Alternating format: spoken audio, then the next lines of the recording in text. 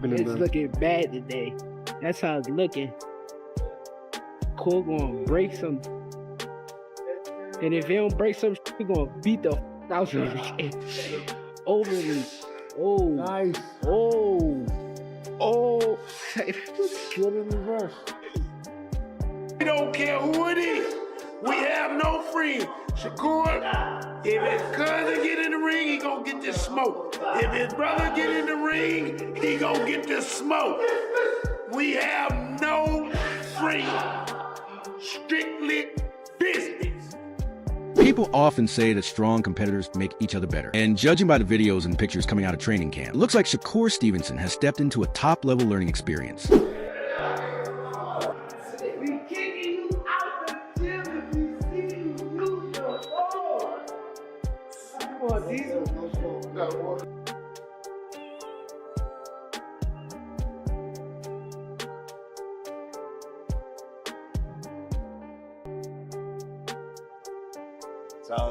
Sure. Zero. You can run. You can't hide. It's getting hot. It's getting hot up in here. Oh, he looking pretty good. He ain't at his peak yet, but he's looking good. Picture this, a dimly lit gym, mid-snapping, the steady beat of leather hitting leather, and in the middle, Shakur moving with the precision of a chess master, while Terrence but Crawford presents a kind of challenge only a true elite can. That's the scene that's been lighting up boxing feeds recently.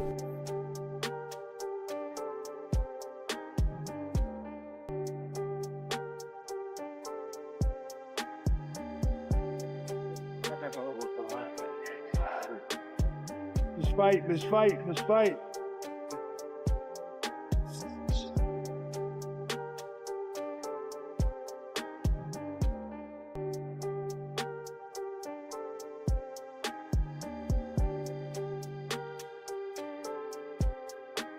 This nigga ready, bro.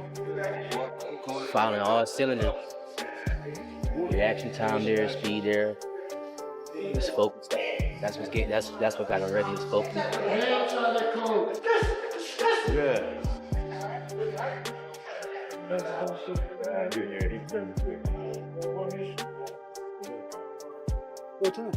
Why does it matter? Because the mix of style and experience creates a higher level of preparation. Crawford is not just a former champion with flashy finishes. He is a smart fighter who knows how to turn instinct into strategy. For Shakur, who is preparing to face the explosive, pressure-heavy Teofimo Lopez, sparring with someone like Crawford is more than training. It shows him how elite timing and sharp counterpunching work up close. Good try. It's effort.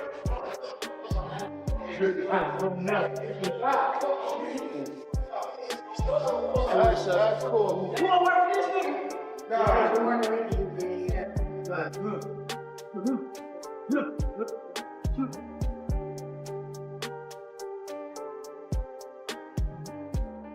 Let's keep it simple. Shakur is a skilled technician with smooth footwork, fast hand, and a talent for making opponents miss without realizing it. Lopez, on the other side, brings raw strength, scary one-punch power, and non-stop forward pressure that takes away space. That's why having Crawford in camp matters. He's helping Shakur prepare, and the work doesn't look stiff or tense either. They're learning, pushing each other, and even having fun while sharpening Shakur's game. I don't care if it's ping pong, he gonna Right, get it. like how I'm If it's ping pong, he want the advantage in the paddles. I don't care about the paddle. You figure out how to win. I'm gonna win. Ain't no figure out. I'm gonna win. Man, I do everything, man. It ain't nothing that I can't do. Because they only see me winning. They say, oh, the reason why he winning because he's cheating. He gotta be cheating. They just can't accept the fact that I'm this great. A basketball game, if we play it, I think I'll be. You'll beat me and You'll beat who? Boy. So you say, how you gonna stop me from driving that? on 3-on-3, you gonna beat I'm gonna tell you right now. Hey, look, okay, so, hey, Tom. So I asked him, how you gonna stop me from driving? He said, I'm gonna foul you. So we might as well don't even play, because you telling me you can't stop me right there. I'm gonna foul you if you go to the basket. Right. Working with Crawford helps Stevenson sharpen two key skills he will need: staying patient under pressure, making small adjustments when an opponent closes in and forces the action. Crawford is like a real-life test run for facing a smart, dangerous switch-hitting opponent. I'm not saying I'm gonna intentionally foul. But what if he's fouled I'm you? saying that I'm gonna No, I play don't foul. hard I don't gotta defense foul him. to stop him. I was in Colorado training for the Cordina fight. I was working with Terrence Bud Crawford. Definitely a hell of an experience. You get that type of knowledge, that type of IQ. I look up to Bud a lot. Honestly, he one of the realest dudes that I done met. He's still a normal person in his head. Like, he don't believe that he's above everyone else. That's how I feel about myself. You see me around a lot. Don't act like you ain't seen me around. Them days. He said Bud, come on. Terrence talking, I try not to talk back. I try to just listen and straight boom, straight shot. Like right here. Boom, there you go. If you follow boxing on social media, you've likely already seen the videos and photos. Short, fast rounds, smiles between sessions, and a clear sense of respect that feels more like mentorship than just training. What do you think he can throw for hook? Because you out the way of the right hand. He like a sponge. He soak up everything that he need to soak up, put it into his arsenal, and then he make the best out of everything that he learned from everybody. Then throw it straight left to the box. At the end of the day, you don't want to feel like a know-it-all. And the people that know it all are the people that don't go very far. You gotta always be a student. You gotta always be able to learn and pick up things from this person, that person. He's a work of art. The sky is the limit with Shakur. He got the boxing skills and the ability to, do whatever he wants in the ring. And it's gonna be very hard to beat Shakur, with the skills that he possesses and the smarts that he has. And given the opportunity, I think he can pose a great threat to everybody in the division. Those images say a lot. This is not a one-time move or a publicity stunt. It is a planned decision to bring real experience into the camp, all with the goal of preparing Shakur for every serious challenge Lopez could bring. And that matters because sparring is not about scoring knockouts in the gym. It is about building muscle memory for the exact situations you expect to face on fight night. Fighting Terrence Crawford, sparring Terrence Crawford, this guy's a beast. He can do anything, and you never know what to expect when you're going in the ring with Bud. Have you ever got the best of him in sparring? I don't speak on that. I mean, I have good days. He had good days, and honestly, I appreciate him for pushing me to the level that I am at now. Now, let's look at the mental side. Facing someone like Lopez, who can change a fight with a single punch, is just as much a mental test as a physical one. Having Crawford in your camp does something subtle but very important. It makes tough situations feel normal. If you can spar with a veteran like Bud and still stick to your plan, panic moments on fight night feel smaller. You see how your body reacts under pressure and then train it to respond better. In short, confidence isn't random. It's practice under real pressure. It just seemed like a lot of people just counted me out. They talk bad about me. They act like I'm not this person that I've been my whole life. So,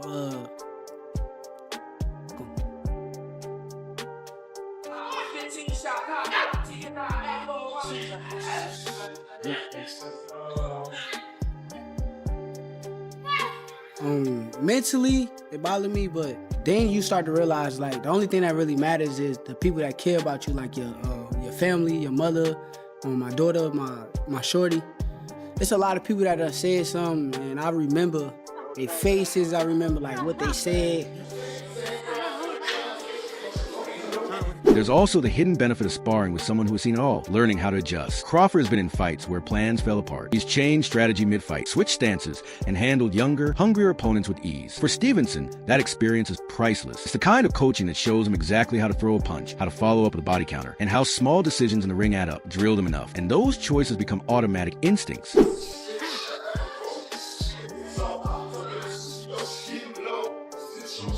And then they're calling the card on February 22nd the best card ever. How does that make you feel that you're fighting on that card? No disrespect to them guys, but I'm the best fighter. I think that I am what everybody want to see on that card. I think a lot of people say they're not gonna wake up at a certain time or all that stuff, but everybody's gonna be watching that shit. Everybody gonna want to see Shakur. A lot of people try to act like Shakur is not must-see TV. But I am must-see TV. I am the best fighter in boxing. Everybody want to see me. Everybody want to watch me. Let's be honest, sparring videos don't guarantee a win. Boxing history is full of hype-filled camps that fell apart on fight night. But what we're seeing here feels different. These are planned, repeated sessions with top-level partners. And both sides are clear that this is about real preparation, not just photo opportunities. That kind of steady, focused camp work is what turns potential into actual performance. I guess you could say it's more to it. Switch, attack! Attack,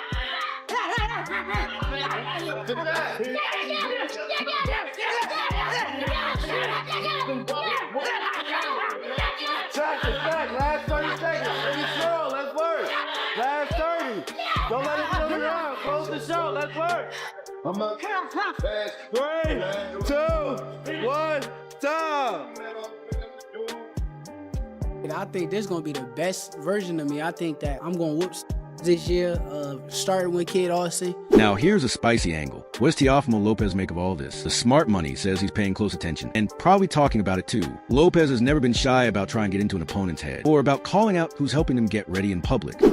I've seen Shakur back in amateurs, pros. Yeah, I'm thinking though. I don't know if it's 2011 or 2012 national junior Olympics or junior national Golden Gloves. And I remember seeing him. He was wearing a white tank top. I think it was red and white trunks. And he was just whooping on dude bad. And that's what I noticed. But we were in different weight classes at the time, different age group, I think. And we were both cleaning up our divisions leading up to the finals. He ended up winning. I ended up, coming in second. But nevertheless, that's when I noticed him. And ever since then, it's just been history. What were your early impressions? I like his style. He could fight. I think that everything just plays out the way it does, and eventually we was going to end up meeting up with each other eventually. I think that that's how it works, right? When two greats collide, you're bound to see a great fight. So I had never seen any jealousy in my part with him. I mean, for crying out loud, he fought for Team USA, got a silver medal. Lopez has always played up the hype and the theatrics when promoting fights. You can bet his team is watching these sparring sessions closely, looking for any clues. But here's the twist. Opponents who overreact to what they see online actually play right into Stevenson's hands, especially if Shakur and his team are carefully planning false leads or distractions to make Lopez think one thing while they prepare another. Shakur back in amateurs, pros. I'm thinking though. I don't know if it's 2011 or 2012 national junior Olympics or junior national Golden Gloves. And I remember seeing him. He was wearing a white tank top. I think it was red and white trunks. And he was just whooping on dude bad. And that's what I noticed. But we were in different weight classes at the time, different age group, I think. And we were both cleaning up our divisions leading up to the finals. He ended up winning. I ended up, coming in second. But nevertheless, that's when I noticed him. And ever since then, it's just been history. What were your early impressions? I like his style. He could fight. Yeah. What about you, Shakur? When did you first become aware of Teo? It's so crazy. I really was like I ain't gonna say I was no nerd, but I was like a boxing nerd. So like when I first kind of got aware of Teo, it was probably before he even knew me. But I used to get on YouTube, and I used to watch like the DMV fights, and they used to have like the Region 2, I want to say he was with Region 2 with Florida. And I seen one of his fights up there, and I kind of watched him. I thought he was a good fighter, and that's when I kind of got a first whiff of Teo. But when I finally first met him, probably was the same time you talking about. For the bulk of your careers, you were both under the same promotional banner. Were you cordial, friendly? I was good with Teo. I thought Teo was a little jealous of me. That's what I thought.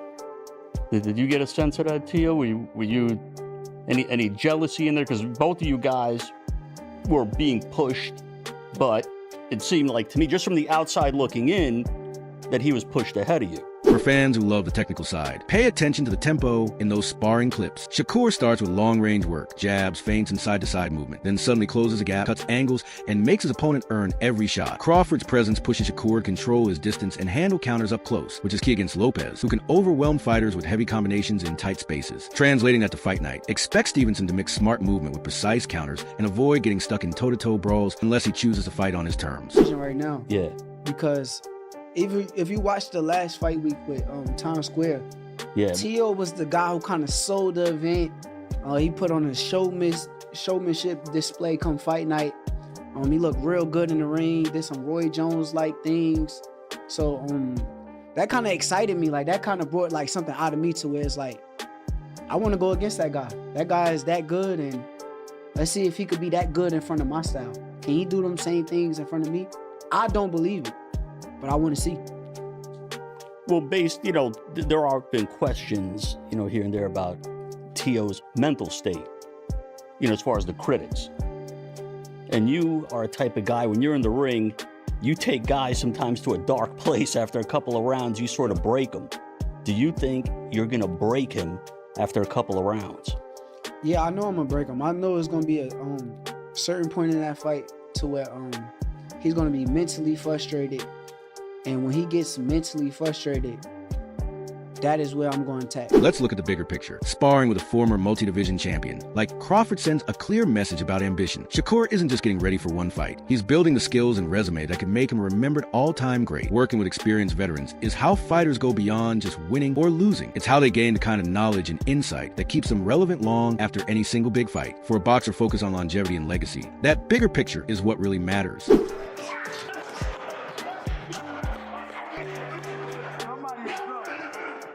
Somebody in trouble.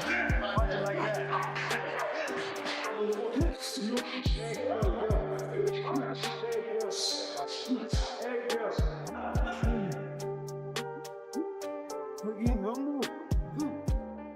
The power, the stability, beautiful. Somebody's in trouble. I promise you.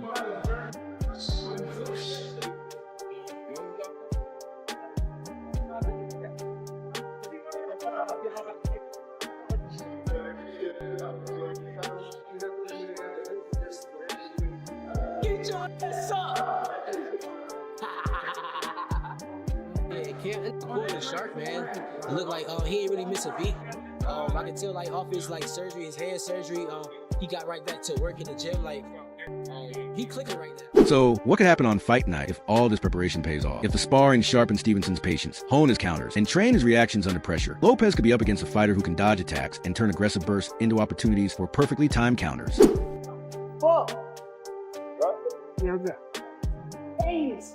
I was hurting it all throughout the camp.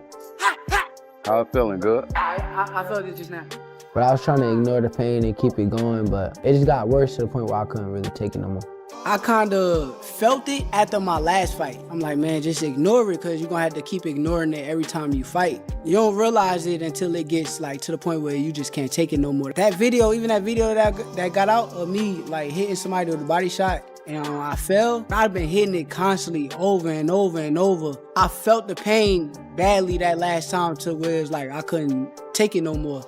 On the other hand, if Lopez gets through early and turns into a brawl, we'll see whether all that sparring with a legend really helps Stevenson handle the chaos of a high-stakes fight. Is that believe that no one could get into their defense, no one could get into their offense, no one could actually get into their style. Stylistically, he believes he's the best, and I know I'm the best, and that's why we're getting to this point now. He wants to challenge himself. I'm here for it. I'm here to challenge myself every time. That's part of boxing. And I think that one thing we are doing here, Mr. Versace, is one thing for a fact is that we're showing all the next generation this is how you do it. You don't do it in your early 30s. You do it now. You do it when the time is right, and this is the right time. That's why we're fighting in the big room. That's why everything is on the line. That's why I'm putting everything that it's got to be. You know what I mean? He's got more to gain. I got nothing to lose. So where does that go into? Anything. It's really just the truth. It is the sport. Who wants it more? How bad you want it. And no matter what, when it all said and done, we're going to show all these other guys, no matter how much money you make in this, you gotta fight. Either way, Crawford-Stevenson training sessions have already created an interesting subplot to an already can't-miss matchup. Camps are where champions are built, and sparring rooms are where they learn their craft.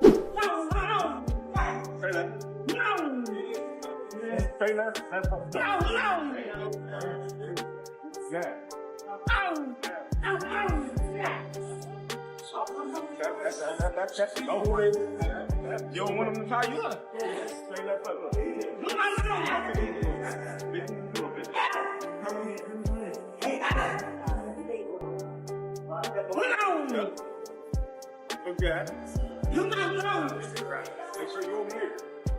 Watching Shakur Stevenson and Terrence Crawford trade rounds gives us a rare look at how elite boxing is taught. We see how skills are sharpened, instinct are honed, and a fighter prepares for those critical moments in the ring. That's it for today's video. If you enjoyed it, don't forget to hit like, subscribe, and tap the bell so you won't miss any of our upcoming content.